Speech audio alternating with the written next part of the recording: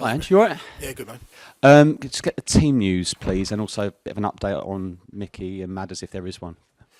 Mickey and Matters, no real update, mate. Same as a few weeks back. International break. We've had a couple of issues out of that. Young Ash Phillips picked up an ankle injury with the England team, so he's out for a little while. Still sort of assessing it, but at least probably a month out. And then we're just checking on Pape Sarr, who's got a bit of an issue coming back from national team as well. So we'll just see how he is tomorrow. Didn't train today. Aside from that, I think we obviously Biss is suspended, but we'll get Destiny back. I think everyone else is okay. Obviously, off the back of a Wolves defeat, you had the international break as well. And I keep reading articles that Tottenham going to play a different way after losing Van der Ven, Maddison. But you keep saying this is the way you want to play. Do you feel like people aren't listening to how you want to play the game? No, I don't think it's whether people are listening or not. I think it's fair enough. When obviously, our last two results haven't been great. But I guess my point is that, as I've said all along, we're at the beginning of trying to build something, and I think it's always important wherever I've been in the early stages that you stay really focused on that, on the kind of football we want to play, the kind of team we want to be, and not allow short-term sort of results, good or bad, either way, to kind of influence, how you're going. And like I said, but people will always kind of question and I guess scrutinise my approach or our approach. I understand that, and it's not really about me trying to convince people about what we're going to do. It's more about sort of internally making sure that the players, staff, we just stay on course. Obviously, another injury then at the back, Ashley Phillips. So, and you've got people in now in terms of the recruitment and the scouting. Has there been meetings over the last few weeks in terms of with January approaching about any incomings, just making the squad a bit stronger? You've had some bad injuries. Yeah, no, we're obviously, they all sort of, I guess the challenging bit for us, they all came at once. It hasn't kind of been staggered. So, but, in terms of January, the planning's well away with that. Obviously, Johan has come in and he's leading that in terms of all the background work. And, my involvement won't sort of ramp up till we get closer to sort of January and understanding exactly what our requirements are at the moment. All that work's been done in the background, and with Johan leading it, and he's obviously brought in some people as well to help him in that area. We'll work with him when the time's right. Premier League clubs have voted against the temporary ban on loan deals between associated clubs for the January transfer window. What do you think about almost half the Premier League clubs owning other clubs? Is it good for football? And do you think Tottenham maybe are at a disadvantage because they're not in that situation? I don't know. It's hard to say. I mean, this whole football landscape is constantly sort of evolving and changing. It's certainly a lot different to what sort of even in the recent past, the traditional model of ownership of football clubs. It's changing, and I think all football clubs are looking at different ways how they're going to structure themselves.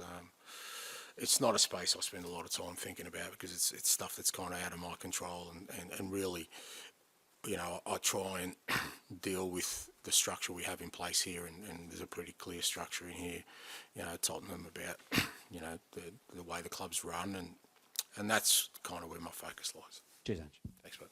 Rob. Hi, Ange. Just ask you about Jamie Donley. He's been on the bench against Wolves last time out. What have you made of his season today, and is he someone who's potentially close to making his first team debut? Yeah, no, Jamie's, we're tracking all the young guys, and, Jamie and Alfie Dorrington have been training with us fairly regularly over the recent period, obviously with all the injuries, but also prior to that they were coming in fairly regularly. So, I think that's that's kind of the first step for all these young guys is to get into the first team environment, see how they cope with training, and see how they sort of develop from there, how they adjust to everything we do and the way we do it. So look, we're down on numbers obviously, so guys like him will get more of an opportunity to make an impact, like I said, at training, and if he continues to do that, then the opportunity will come for him. Rodrigo Bentancur played 86 minutes in midweek. Obviously, first start in 9 months. He's had the long trip back from his homeland as well. How's he reacted to that, and what condition is he in ahead of this weekend?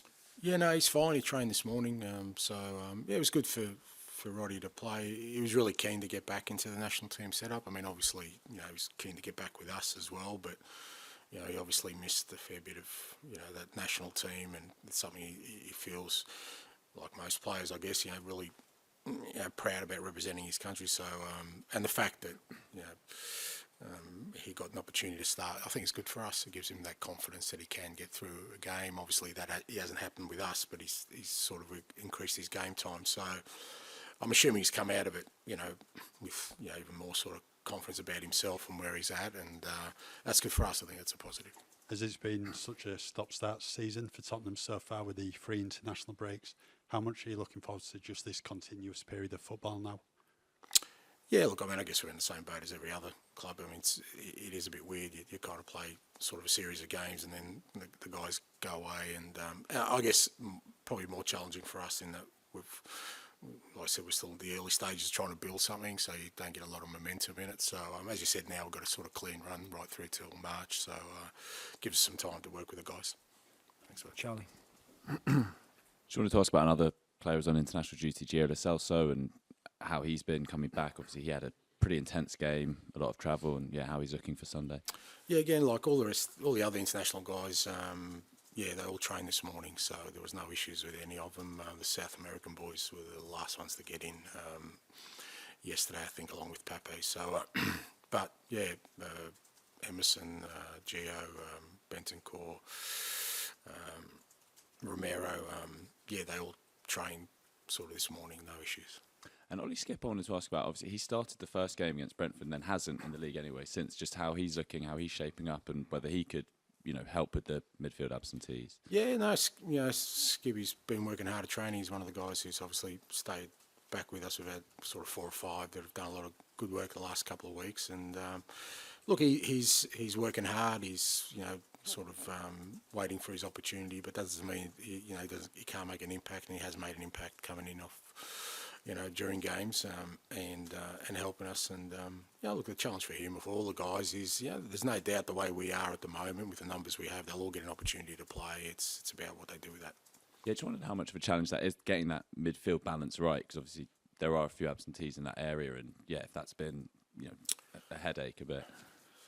Yeah, look, I think the back four is probably the major issue for us at the moment. We're kind of really low on sort of depth there, but like I said, midfield as well. And look, as I said, that's just the period we're going through at the moment. We've got a lot of absences, our numbers are down, but it's also a time where other guys get an opportunity. And from my perspective, in this early phase, it's about trying to expose as many people as we can to see how we cope with playing our football under stress and when there are changes and against different kinds of opposition.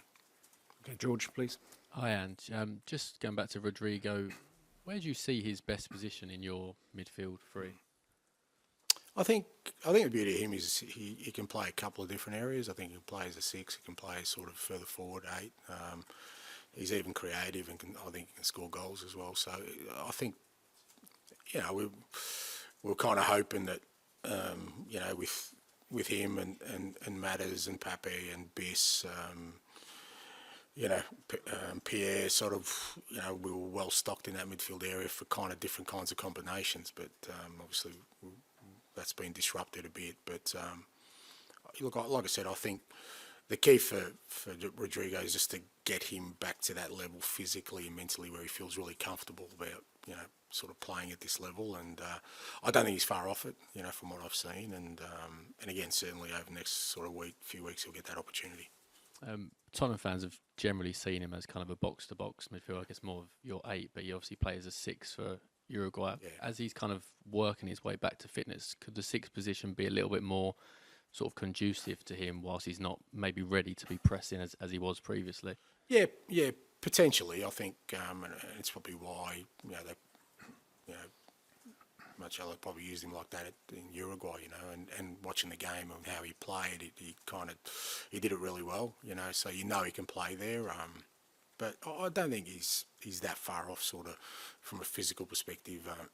You know, being able to play his normal game, you know, whether that's that box to box, as you said. Part of it, I think, is just getting belief in himself and his own body that he's capable of doing it. But from what I've seen at training and what we've seen in games so far, I don't think he's far off it. And just finally, Aston Villa have had a really good start to the season. Yeah. You know, Emery's done really well over the last year. How much of a test will they be? And I guess they also lost 2 players early in the season, 2 injuries, and managed to bounce back. So I guess shows that you can get back on a run after a little while.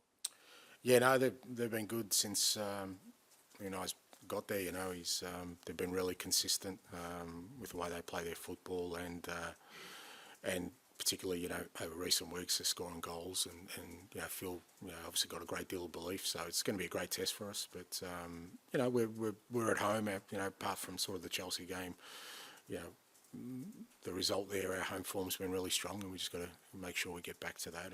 And as you said, everyone's got, you know, we don't have 2 injuries. We've got a few more than that. So, but we're like I said, every club will go through it, and we've